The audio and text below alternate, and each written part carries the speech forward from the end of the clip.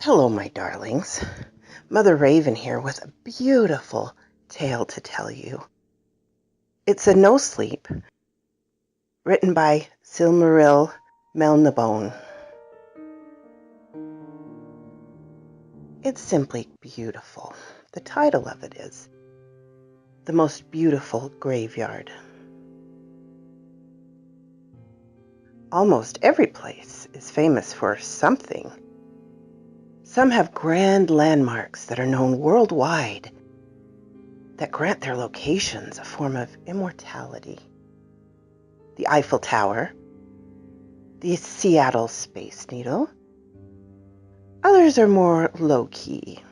The oldest wooden building in the country, the greatest number of bridges. And then you get the downright ridiculous, usually in small places. Famous for growing the biggest carrot on record, or having a town clock shaped like a fish. Our town, although certainly small, is not in that last category. Our claim to fame, more saturnine than most. You see, we have something that is unusual, beautiful, and macabre all at once, making our notable feature perhaps the most unique of all. We have the most beautiful graveyard. I'm sure some people would dispute our claim, but if they do, I'd guess they haven't seen the graveyard.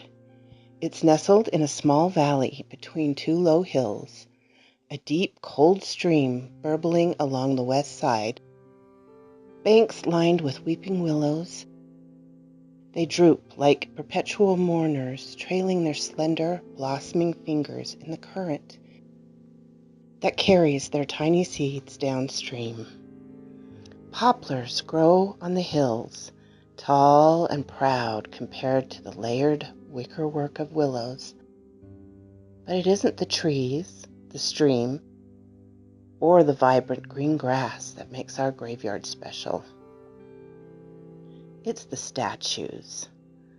Two of them flank the thick granite wall that faces the road, each guarding their side of the wrought iron gates.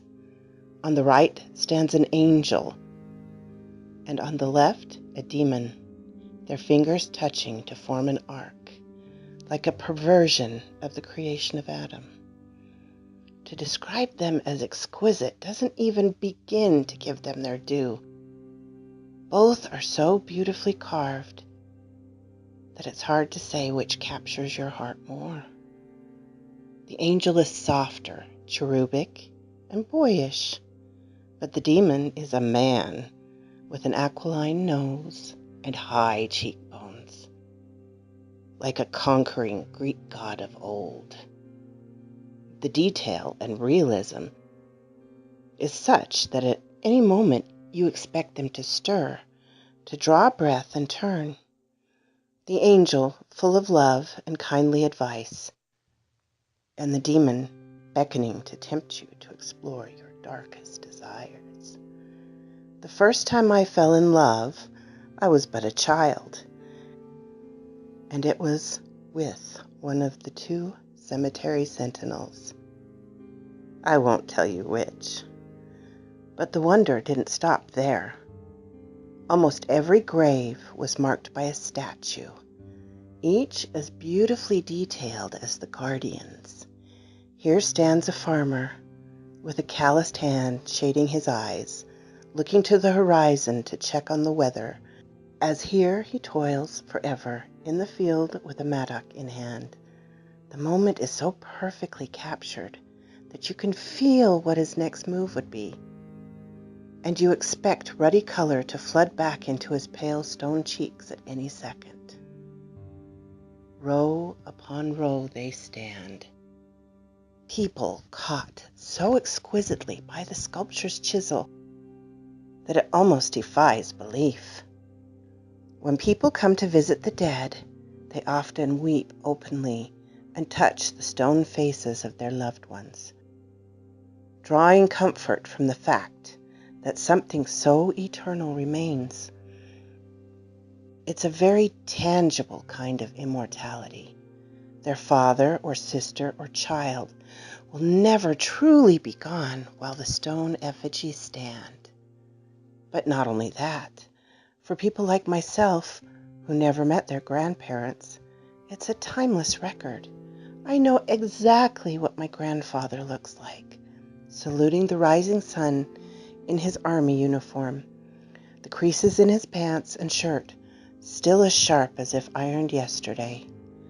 I can read the determination and courage writ over those handsome features, and even the faintest hint of fear. Fear that he'd never return home to his family.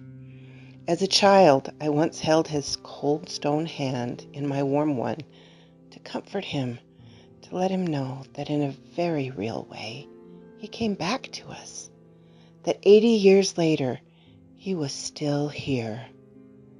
Those leaf-strewn pathways traverse time itself, going all the way back to the founding of the town. I can walk amongst my frozen ancestors, seeing how much of them was in me, comparing my face to theirs, and marveling at the magical skills of the people who had carved them. But there are some citizens who are missing. There are no statues of the artists themselves, for they have their own private graveyard. The house that belonged to the artists was a state-looking manor, unusual for our region, of the sort that wouldn't be out of place in a southern U.S. period drama. On the rare occasions we drove past it when I was young, I would conjure visions of sad-eyed African maids bringing iced tea to some white-clad plantation owner, sitting in the shade and twirling a silver-topped walking cane as he squinted over his fields.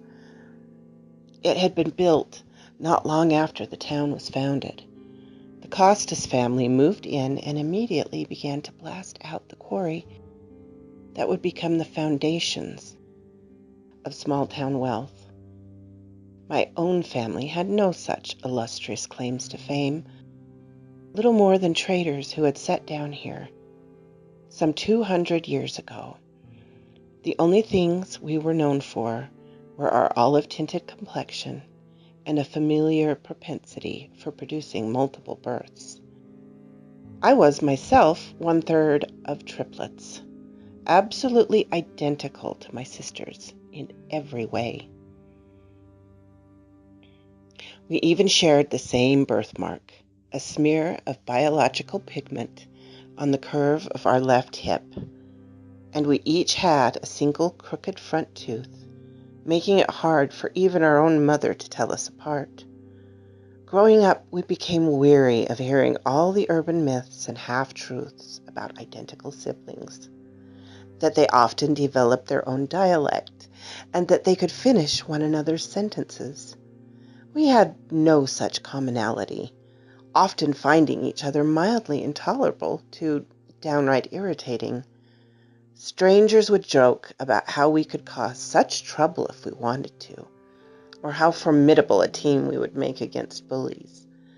But the truth of the matter was that we were more likely to sell each other out than anyone else, should it be to our own advantage. We determinedly fostered our differences rather than exploiting our obvious similarities. But we did love each other, and fiercely. We just weren't practically symbiotes like the fabled siblings in all those documentaries and clickbait articles. And when the eldest by 1 minute, Sarah, died unexpectedly during an unseasonably cold winter, my remaining sister and I were inconsolable. I'd have sold my soul to bring her back. Annabelle and I clung to each other as Sarah's casket was lowered into the freshly turned earth of the graveyard.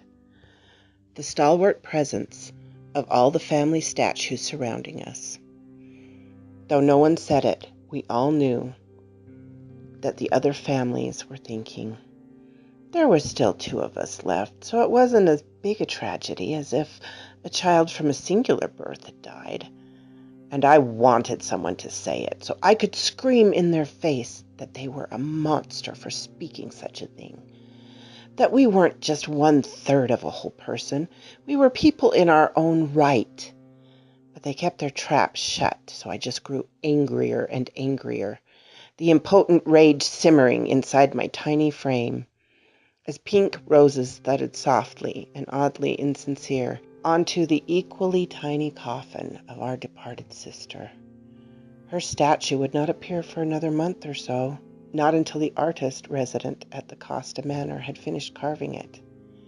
He was present at the funeral, as he always was when someone local died. His wide-brimmed black hat and heavy black coat, the only clothes I'd ever seen him in. Below the hat, he wore mirrored aviators, masking his eyes, and within the neat margins of a spade-point goatee nestled a grim, downturned mouth. When he removed his hand from a coat pocket to push the glasses back up the bridge of his nose, I marveled at how long, supple, and dexterous those digits were. The hands of a true artist, bred from generations of artists. Of those artists, he was the only one who still graced the town. It was rumored that his elderly father and mother still crept about like revenants in the austere manor, but all the others had long passed, their immortality preserved by their own peerless statues, hidden away somewhere in that ancient demesne. That he had no wife and children was a cause for speculation and concern amongst the townfolk. But it wasn't that anyone truly cared about the peculiar introvert as a person. They were all worried for the future of their graveyard. Dozens, if not hundreds, of attempts to set him up with a wife had failed, leading many to gossip that if he did not care for women, and that the talents unique to the Costa family would die with him. It hit me, standing by Sarah's open grave and watching him, that most of the children in our town would outlive him. My own statue would likely never grace the eerie tableau of the perfectly copied dead, and that meant I would never stand by my sister's side again. Deep and ineffable sadness stole my rage, and I felt cast adrift in time. The death of Annabelle 6 months later hit my family hard, but none took it harder than me. After Sarah's death, we'd grown much closer, in a deeply unhealthy sort of way, which prompted our parents to broach the prospect of medication and counseling. Annabelle was the only person who truly understood, the only other person who was just as disturbed as I was by the statue over Sarah's grave, albeit for different reasons. "It's like looking at your own death," she had whispered, not 2 weeks before her heart failed in the dead of the night, in the bed across the room from mine. Finding your twin cold and lifeless feels like drowning. Every aspect of my life suffered, from my schoolwork to my hygiene. Everything was pointless and gray. I didn't leave my room much, and plates of barely touched food piled up next to my bed as my mother indulged my need for solitude. I'd lie in bed, staring at the space where Annabelle had slept, where her last breath had floated into the night. She had always been afraid of the dark. I became terrified of going to sleep in case my pulse ground to a thready halt while I lay there unconscious. 9 weeks later, it was time to unveil her statue. My feelings tumbled over each other like willow pots in the current, standing there looking up at the twin statues of my sisters, forever beside each other. Sarah's stone eyes resting on the weeping trees near the water's edge, one hand hanging loose at her side, as though about to rise and point out a sparrow making a nest or a duck diving for nymphs. Annabel looked towards the chiseled guardians of the graveyard, her expression vaguely uneasy, her perpetual nervous smile caught so perfectly that it stole my breath away. She'd always said the angel and the demon creeped her out. Michaela Costas folded away the black cloth that had covered Annabel's statue. His white, delicate hands juxtaposed starkly against the fabric. Now, as always, he wore those huge aviator glasses, as though he didn't want anyone to see his eyes. Something niggled at my awareness, a kind of half-remembered story or legend, something from my childhood. I chased it into the vault of my thoughts, but it eluded me, stuck somewhere behind my eyes in the murk of memory. I stayed on after everyone else left, pulling myself up onto the stone plinth and closely inspecting the statues of my sisters, as though their unyielding stone presence, their newly minted immortal wisdom, could somehow turn the key in my mind. How Mikhail had captured the essence of each girl so perfectly, I couldn't fathom. He'd never even spoken to us, let alone been introduced to us. Even with the most perfect artist's eyes, it should have been impossible for him to have created such flawless simulacra. And when I noticed an almost invisible cut mark through the new-grown tuft over Annabel's grave, I knew something was deeply and horribly wrong. I should have told someone what I found, but I wanted to be sure that what I suspected was true. Looking through archived newspaper articles gave me purpose back, and my first clue. Every unveiling of every statue had been recorded in photograph and print, and with them, every Costas sculptor that had been present.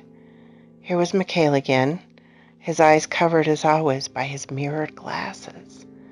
Then a picture of his father, wearing identical eyewear.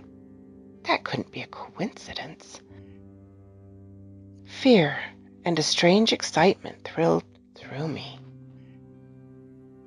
I went further and further back until I found the oldest, grainiest photos of the Costas ancestors. In every picture, they all wore darkened lenses which completely covered their eyes. It was in that moment the memory broke free, the snippet of mythology I'd absorbed as a child. The Gorgon. It seemed so impossible, but explained everything so perfectly. It explained how realistic the statues were, and how a stranger like Mikhail could capture in stone the different personalities of virtually identical girls so effortlessly. But most of all, it explained why the family was so reclusive, and why they always covered their eyes. The rage and grief that had simmered inside me for so long finally came to a head then, as I sat in the dimly lit back room of the town library. How dare he desecrate the bodies of my sisters? The earth of Annabel's grave had indeed been recently disturbed, which also made my task easier. I didn't even think as I dug in the moist earth. Consequence be damned. I had to find out what had happened to my sister. It was nearly midnight when I finally cracked the lid of her casket, buried oddly shallow, and braced myself for the stench of decomposing flesh. Instead, the worst I smelled was leaf mold, wet earth, and a hint of bad breath.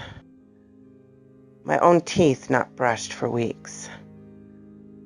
Angling the flashlight to shine through the crack, my fears were confirmed. Annabel's coffin was empty. I sat there in the cold dirt, unable to move, my emotions caught up in a battle so fierce that it all but paralyzed me.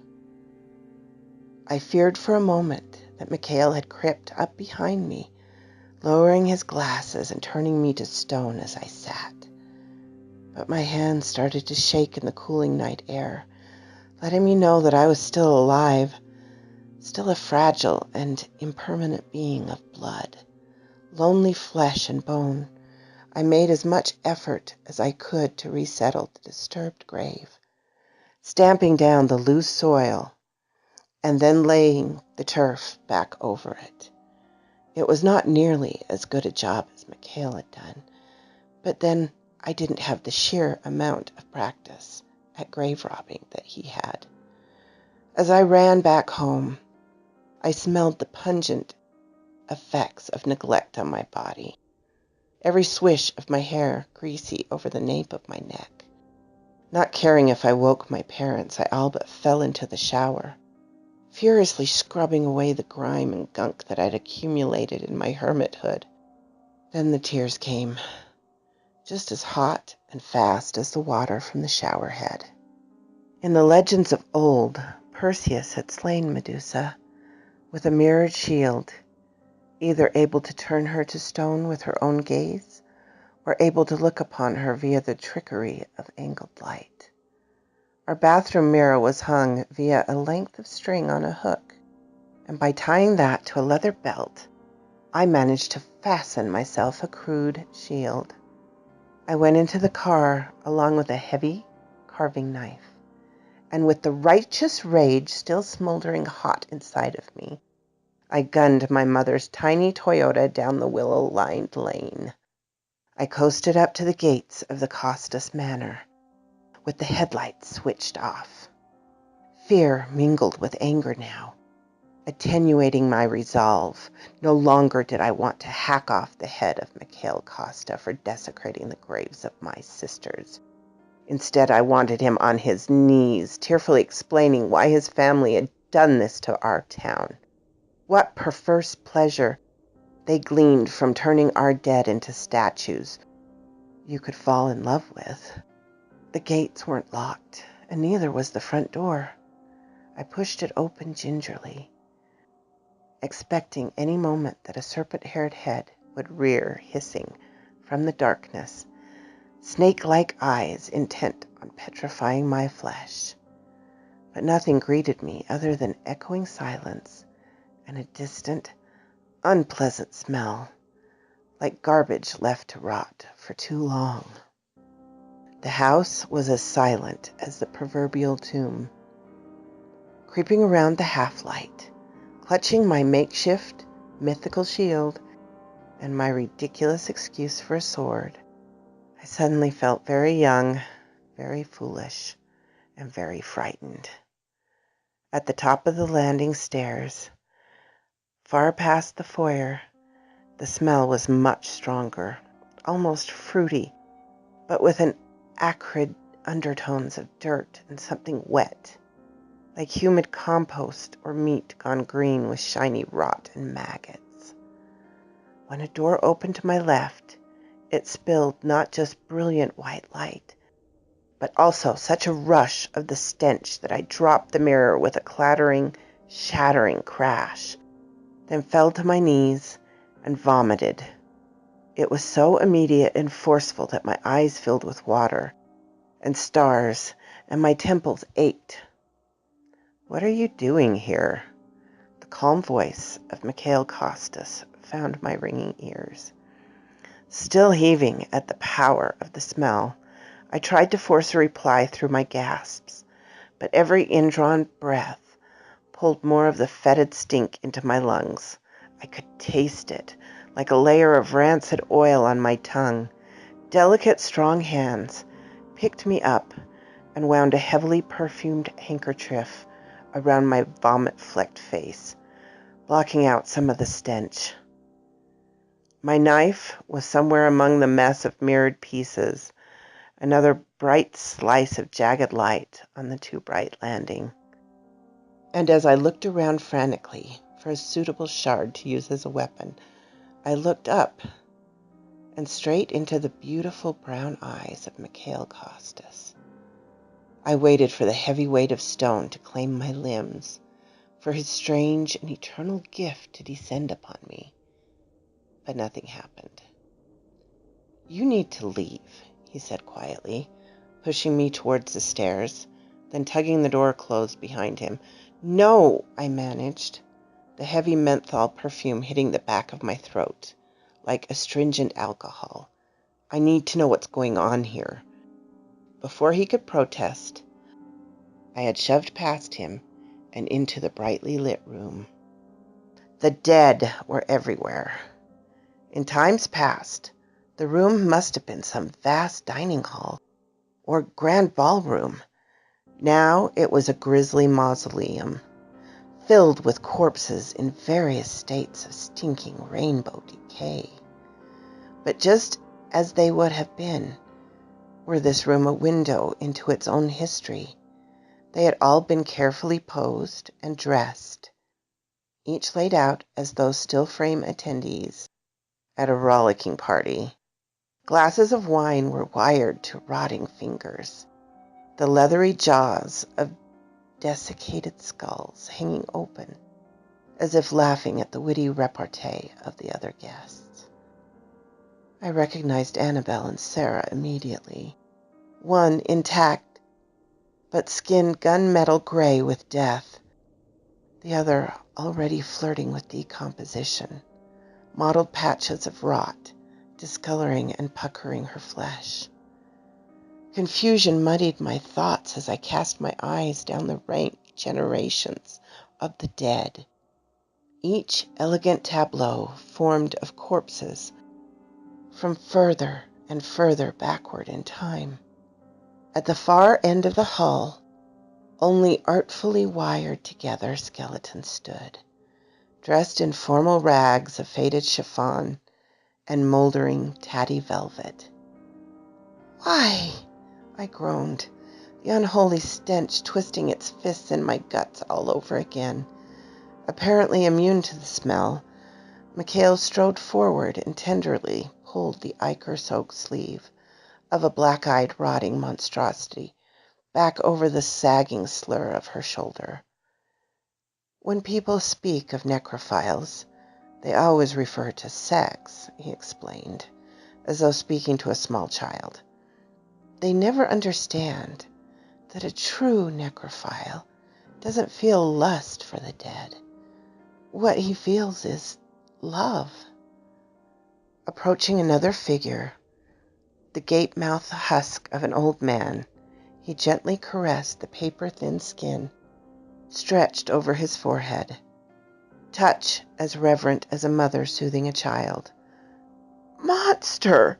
I croaked, leaning on the door jamb, my eyes watering. "No," he told me with a sad, small shake of his head. "I'm not a monster. There isn't anything wrong with loving death. It's as natural as birth, as fundamental as breath. But you dug up my sisters and posed them like freaking dolls, making them part of your sick little fantasy." His soulful brown eyes were full of love and pain as he shook his head. "It's a trade," he said, gesturing in the direction of the graveyard. "I give your loved ones an immortality that you can enjoy, and I care for their true selves, right here." Even through the kerchief around my nose and mouth, he must have read my expression. "Oh, don't be a fool, Megan. Everyone in town loves the work my family has done. Once the statues are up, nobody cares about the lovely thing lying in the soil.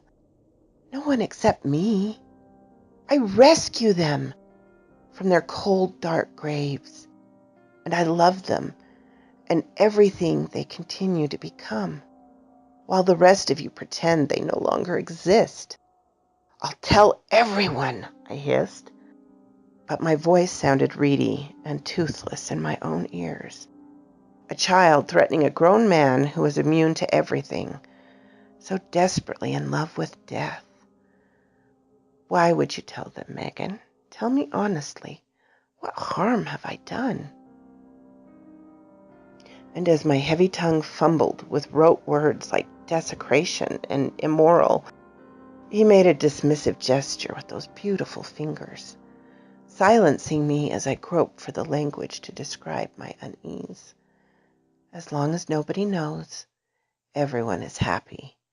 Don't you see that?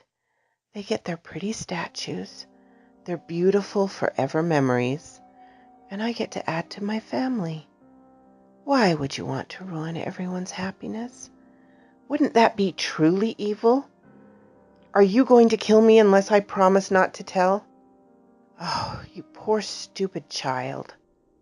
I don't cause death. I just wait for it to happen." For a long moment, only the buzzing of a lonely fat fly filled the silence. "I need to think about it," I said, the dead eyes of my sisters pinioning me, heavy with reproach and sadness, and things unsaid. "Don't leave us," said Sarah's. "Don't make me go back into the dark," said Annabelle's. Suddenly, I was very unsure of myself. "Take all the time you need." Before I left, he pressed the kitchen knife back into my hand, then helped me down the stairs on wobbly legs. I drove back home, utterly numb, still breathing the heady fumes of the handkerchief. It took me 2 weeks to pluck up the courage to return. As I replayed the events over and over, I started to doubt my own sanity. That what I'd seen was real, but the missing belt and bathroom mirror told me that something had happened, no matter what my confused mind was telling me. When I did go back, he was kind and genial, listening to me tearfully telling him that I was going to notify the police, that even though he didn't think he was doing any harm to the living, his dishonesty was immoral, and it couldn't be allowed to continue. People have belief systems and rituals that should be honored, and he shouldn't be disinterring the dead without their permission. He didn't even argue with me. He simply closed his beautiful dark eyes for a long moment, then nodded. "Before you go," he said, "I would like to show you something that no one outside the family has seen before." "What is it?" "Telling you would spoil the surprise." I don't know why I trusted him so, but I knew he spoke the truth in the ballroom when he said he didn't cause death. There wasn't a hint of killer instinct in him, only a macabre, almost endearing kind of weirdness. Through the musty manor we walked, until eventually we emerged into a cloistered courtyard, rampant with climbing vines. The musk of jasmine hung in the air like a sunset. In the middle of the open space were the most beautiful statues I'd ever seen, far more exquisite than even the ones in the graveyard. Divinity made real. Spellbound, I drank in the painful, exquisite lines with hungry eyes that had not realized before then that I wanted, no, needed to have such beauty in my life. "I can teach you," he said. "I can make you a peerless artist. I can give you your purpose and make this beauty a part of your life, always." And with that, all thoughts of exposing him faded away, dust to dust. "I think you'll make a very fine apprentice," he said, as the chisel and hammer slid into my waiting hands. So quoth this raven. I really appreciate the author for allowing me to read this. I simply fell in love with the story, and I know she will write many, many more wonderful, wonderful stories. I plan to keep an eye out for her stuff. There's a link in the description to this story where you can find her. I hope you enjoyed this as much as I did, my darlings, and I will see you again next time under the trees.